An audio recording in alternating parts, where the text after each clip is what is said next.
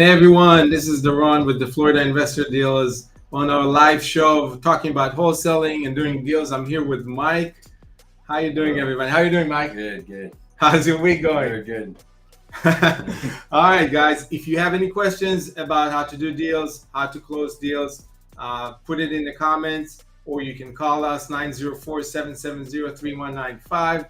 We're talking about how to close your next deal and how to do more deals. And 2024, this year already started hot. All right, Michael, let's talk about how you talking to more sellers this year. Yeah, absolutely. One of the things that really helped us in talking to sellers, when I first started, I was kind of just like trying to get people as low as possible, which is great. But then Duran taught me about novation deals. And Right. we started getting a lot more interest from sellers when we started doing this because a seller can actually get a little bit more money, and that's what we kind of want to talk about today. Yeah, exactly. I want to talk about innovations because this is something that everybody needs to know. Everybody needs to use this year in particular. I just heard this is floating around, but I just heard that in Virginia, actually, they are banning wholesale, meaning that anybody that wants to do assignment contracts, want to do an assignment, they can't do it unless they're a broker or an agent. So you have to be licensed in Virginia to do wholesales. So that's tough on all the wholesalers that are over there. But if you're doing innovations, that's completely legal.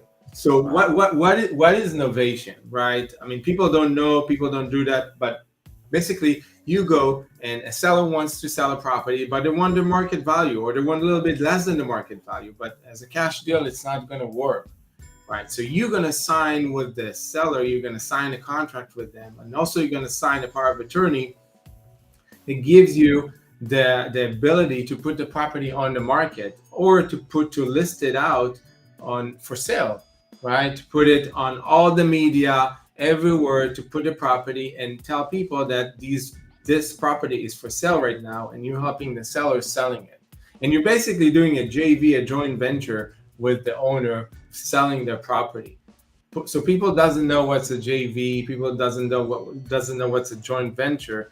Basically, you are partnering with the seller, with the owner to sell his property. And once the property sold, you're getting your profit, you're getting your fee, or you're getting your payment for helping the seller. So you're becoming a principal in the transaction. Novation is the way for you to sell properties in 2024 for much more and get much more profits and do much more properties. Sounds like people in Virginia have a big opportunity. Right. Because a lot of people have no idea what innovation is. Yeah, a lot of people don't have idea how to do it. They don't know what's innovations. They don't use that, and you need to use innovations. There are a lot of YouTube videos. There's a lot of information online about doing innovations. Of course, you have to know what you're doing. You have to sign documents. You have to speak with an attorney and know exactly how to do that because it's not this simple cash transaction. All right. Well, what's an example of a novation deal? Like, what's the first step to the last step? What's an A to Z on novation? So let's say you have a property, right? You're talking to the seller and they're looking for a certain price that it's not going to work as a cash deal. You're going to sign a contract with them, a purchase contract.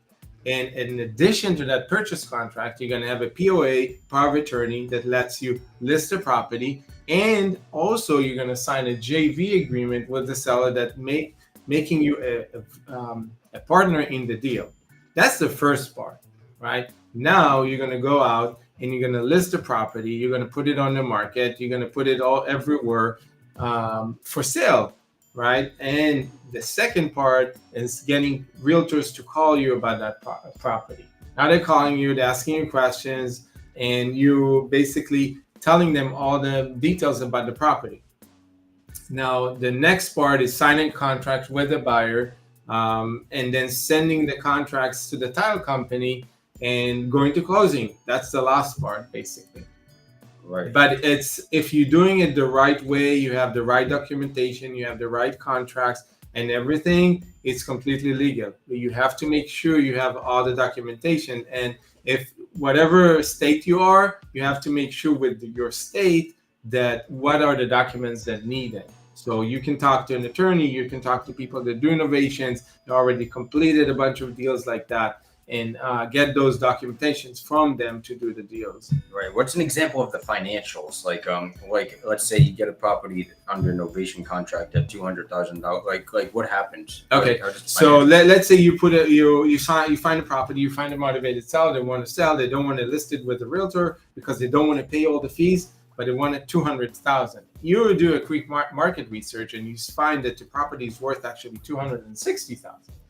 So you sign a contract with the seller for 200, and then you put it as an ovation and you put it on the market for 260, right? The seller is not going to pay any commissions. The seller is not going to pay any closing costs. They're not going to pay anything. They're not even going to fix the property. You as the innovator, okay, you're going to put it on the market for 260. You're going to negotiate with agents. They're going to come in and whatever price they're going to come in. And then after you sell the property, basically the seller is going to get the 200,000, whatever you agreed on, and you're going to pay all closing costs. You're going to pay from your cut, all the commissions, all the fees, everything. But you have a lot of money left on the table for you as a profit after you do all that, because if you put it for 260 and you only pay 200, you have maybe 20-30,000 to pay commissions, fees, that.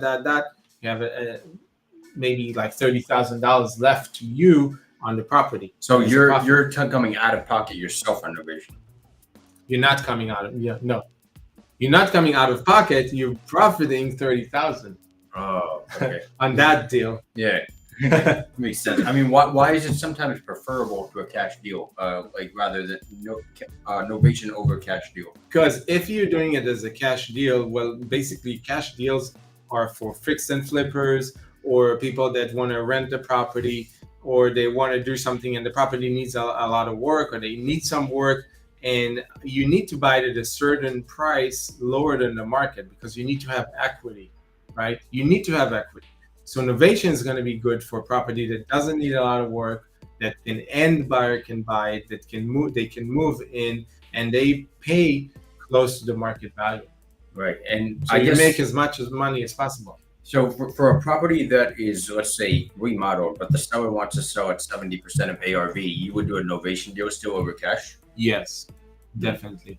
Yeah, if the seller wants 80% of the market value and the property is in good condition, that's definitely an innovation deal because you can make much more money like that, right, than a cash deal, because cash buyers typically they want to pay 70-60% of the market value, sometimes even 50% of the market value, sometimes a little bit more, but they're not going to go more than 80-85%.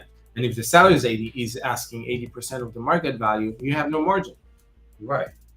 Okay. So the MLS is allowing you to find the buyers, basically. Exactly. Okay. The MLS is the best way to find buyers because it's open to everybody. Right? If you're using your buyers list, let's say you have 5,000 on your buyers list, the MLS has 50,000 buyers. Right? Or more, because it's open to everybody. It's open to nationwide. Buyers list is not going to be that big. Your buyers list is not going to be that big. Right. So what questions do you have today? I don't know. We don't have many questions. But I basically asked all of them. Oh, you asked all the questions that we have on innovation. So we had a lot of questions last week about how to find motivated sellers. Oh, I have one question actually here. Okay. The best way to pitch innovation. Well, the best way to pitch innovations is telling the seller, listen, you have a great house. The house can sell, and I can find you a buyer that's going to buy it. Not necessarily me, but I can find somebody that can qualify and buy the property and pay you exactly the amount of money that you want for the house. And you don't have to pay me anything. So you don't pay any commissions, you don't pay any closing costs, you don't pay any fees, nothing. You don't pay me anything, and the seller's going to be, so how are you making money? You tell them, well, listen, I'm going to find a buyer that's going to buy this property for a little bit higher than what you're asking. You're going to get paid, their agent's going to get paid, and I'm going to get paid whatever is left from the transaction. And the seller always, they agree, they like it because they're getting whatever they asking for the property. Right. So sometimes it might be better to do novation at a higher price, give the seller a higher price than let's say a property is 180 and you could do novation there, but you could buy it cash at 160. Which one's better? Yeah, I would usually decide to do innovation because you never know. I mean, you can find a buyer on the market that's going to pay much more money. Mm, okay. But I mean, the main thing is if you pay, you're giving the seller exactly the amount that they're asking, which is amazing to them. They're asking a price. You tell, well, you do your market research and you make sure that the price makes sense, but you can do it. So novation, you're actually kind of selling to end users, like people that will live in the property. Yeah, that's your best clientele. That's the best Wow. Okay. people. That makes sense. Right. And but you're not telling the seller, listen, I can sell you your house. Like you're not coming as a realtor or an agent. You're coming as a partner in the deal because you're going to put a lot of work into it, maybe a lot of money, maybe even fixing the property because if the property needs some work to it, and you think that the seller wants 200, but the property is worth 400, but there's a lot of work to be done on the property, and you don't want to buy it cash. You can tell the seller, I'll do the property as an innovation. You put 50,000 into the property to fix it up, and then you sell it in the market for 400. You make the 150, and the seller made the 200, but you made a lot of money on a very small investment that you made. And this is really interesting because I'm thinking about this. For somebody that's a real estate agent, let's say, if somebody says no, they don't want to list the property, can they just go and offer them novation? They can, of course. So, wow. Yeah, they can offer innovation because the person, the principal, is becoming the person that's pitching it, becoming the principal, and is telling the seller, you're not going to pay any commissions, you're not going to pay any closing costs, you're not going to pay any fees. Basically, whatever I'm getting paid is whatever I'm making. Oh, that's unbelievable. So that can be like a second thing that realtors can do. They can do it. Yeah. Wow. Okay. Usually, realtors or agents don't want to do it because it's a conflict of interest, and they want to offer the seller as much money as possible, which is the right way to do. But sometimes, I mean, you tell the seller it's worth that much, but it's not, and you get stuck with the property. And I see a lot of properties right now in the market that are stuck, and people cannot buy them because they're way too much. Right. So, I mean, you rather not do the deal than tell the seller you can get that much for the property. And you have to be a realtor in order to do novation, right? You don't have to be a realtor. How do you get access to MLS then?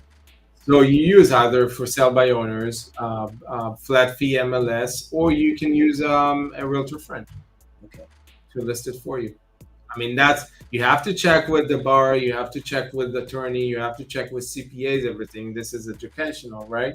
So you have to check with your state all the legal things that you have to do to put it on the market. I mean, so check everything and make sure you're doing the right way, the legal way. So Michael, we had a lot of questions, like I was saying before, that people ask, how can you find motivated sellers these days? Because whoever I call to, they hang up the phone, they don't want to talk to me, they don't want to sell the property, they tell me don't call me anymore. So how are you finding all these motivated sellers? Well, the truth is, we're going and we're first of all finding these people. We're reaching out to them with our software that we built. It costs us a lot of money. It's very comprehensive. And then we're actually having, real human beings call these people to verify that they're actually, looking to sell. Uh-huh. And, if they're looking to sell, then, we'll give them a call. We want to make sure that these people are responsive before anything because we don't want to waste our time here. So you find all the motivated sellers already, you have them in a database, and then you have people calling these sellers to verify they're actually looking to sell. Right, exactly. And then we're asking them specific questions based on what we're trying to do. If we're trying to do something for a realtor, then we're going to ask them questions for that. But if they're it's a wholesale property, we're going to, give them a call and try and get them done on price.